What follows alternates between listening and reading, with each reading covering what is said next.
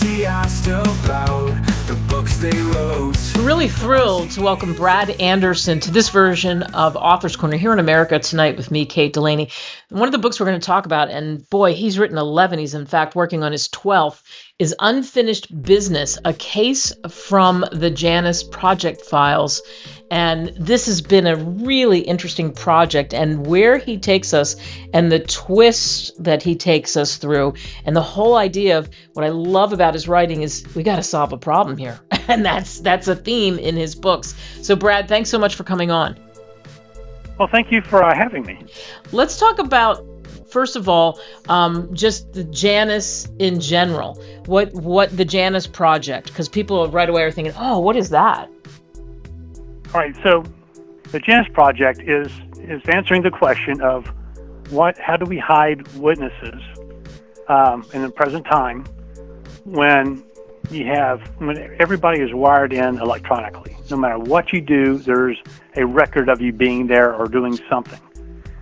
So the premise of the Janus Project is, we'll hide them in the past. We'll pick a location where they won't interfere with the present, but nobody will know to look for them in the past. It's a nice, safe place, nice, secure place where we can keep track of them and not have to worry about the bad guys coming after them.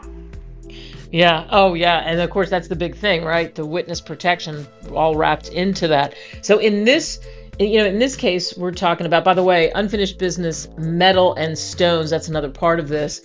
So let's talk about Dyan Strother, your main character. And in this particular book, you talk about how she's on board to help with this murder that happened that nobody knows about. And it's interesting, her connection with Rob Mackie and what happens, the dynamic between the two of them. So how did this all unfold? Well, Dyan first appears in the Genesis of Janus. She was mixed up with this guy who had this very lucrative illegal human organ harvesting program going on. And she knew that it wasn't going to last much longer, so she decided to turn herself in, and with a whole bunch of evidence. And she is someone who, as we learn in the Genesis of Janus, she has no conscience. So everything she does has herself at the center of it. If it suits her, then she'll do it. If it doesn't suit her, then she won't. And in this case, she thought it would be nice to have the government set up a new identity for her, and so that was one of the reasons why she turned herself in. And she had her eye on Rob Mackie to be the person who would take care of her, and we can get into why she decided to do that. But and she has this habit of misbehaving. So part of the deal is, if Rob will go along with solving this crime, she'll be on her best behavior. She won't give him any problems. So why did Dyan pick Rob Mackie? Well, Rob has a history of, I guess we can get into the whole vampire thing. Sure. Dyan is a vampire, and Rob Mackie has a history of not treating vampires very well. He has killed quite a few, and that is chronicled in another set of stories, Guardian series. And she thought, well, I'll be the vampire who not only handles Rob, but I also plan on betting him at some point in time. Wow. And you start off and you talk about it's so interesting because you talk about where you put her right in the beginning of this, where she's in her flat, right? And you're talking about him being in the apartment and what time of night it is and you get the sense, of course, why is she living there? Because she's in an old warehouse district that was abandoned. And it's so interesting. It's sort of like veiled as to really, like you said, the vampire thing, as to what that means, especially when you first read your very first book on that. And now you get it and you're following along. And what was it that made you be so fascinated with the vampires and wrapping it into this series? Well, Guardians goes back a long time.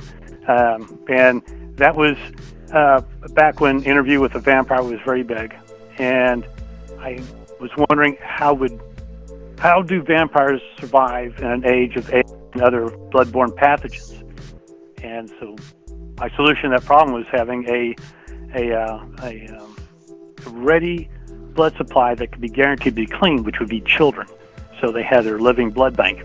So, but that's in the past. And this was an opportunity, I thought, to get the vampire part of Rob's past out of the way of the Janus Project stories. And if there are any more vampires in Rob's life, it will be in some separate way. But that was one of the intentions of Unfinished Business. This is one of the unfinished business that Rob has to try to finish up in his life. Yeah, and this takes place in Nebraska too. Ogallala, Nebraska. Am I saying that right? I think so. Yeah. And why Nebraska? I thought it was so interesting that you picked Nebraska. Well, I was looking at the map, and in a way, Rob's discovery of the prospect of Ogallala being the center of criminal activity was mine. I was looking at a map, and I noticed that Ogallala is like right in a good spot. We have the interstate running through, and so you have good east-west traffic, and you can you can either go up through into Wyoming, or you can go down through Colorado, and eventually you can make it to the West Coast. Or you can stay on the interstate, which is 70, and go all the way to the East Coast. And there's the rail line, you have a couple of regional airports nearby. So if you were going to commit crime, you'd have an easy way out. And when I initially looked at the map, I thought Ogallala was much bigger. So when Rob gets there, he makes the same discovery he eventually do, is that Ogallala is small. And then it was, well, maybe it's not that crime is being committed here, because there's really not that much crime to be had in Ogallala. But what would happen if maybe Ogallala was the center of some other part of the criminal enterprise? And in this case, it's going to be money laundering through the store of metals and stones. Wow, I see there that comes into play. I think what's so interesting too about your writing, for everybody listening, check this out. The thing that you do is you say you like to write about places, scout settings and that kind of thing for your stories, like hiking in the Grand Canyon, the Guadalupe Mountains, all of that, and that comes into play a lot in what you write. How cool is that? But you must work out all the time. Oh, I do, and in fact, this morning I ran 10.5 miles. Oh, but that was one of the interesting things about going to Ogallala. Is I originally, looking at the map, I thought, well, this is a really big city, but I get there and it's only a population of about 4,000. Like, wow, this is really small. This is like where I grew up, and so I spent a full day walking around through town, and I ate at the Crystal Palace Saloon where Tony Rizzo eats, and a lot of the places that I describe in the book, I actually walked through and visited, and also going up to the lake, and I don't know, I find it fascinating because I can learn so much. I can learn about if there's where the gravel crunches under my feet, or in the case of in Ogallala, they have these really nice like ramps that are in the sidewalks for at the corners and everything for wheelchair access, and it's inlaid brick, and it's perfect. It is beautiful work, and so all these things that you can't find from a map or just going online. You have to actually walk the area. Yeah, very, very cool. And I want to remind everyone, Unfinished Business, a case missing from the Janus Project Files, Metals and Stones, as Brad just explained that. You can get it for a song. You can get all these books. You can get it Kindle style. You can get it paperback. You can even get it hardback if you like it that way on Amazon, Barnes & Noble, all of those great places. When people read this book and this series and your other series, what do you hope they take away? I hope that they learn something about a place that they've never been, and I hope they get entertained. I mean, that is the end goal is to entertain the reader.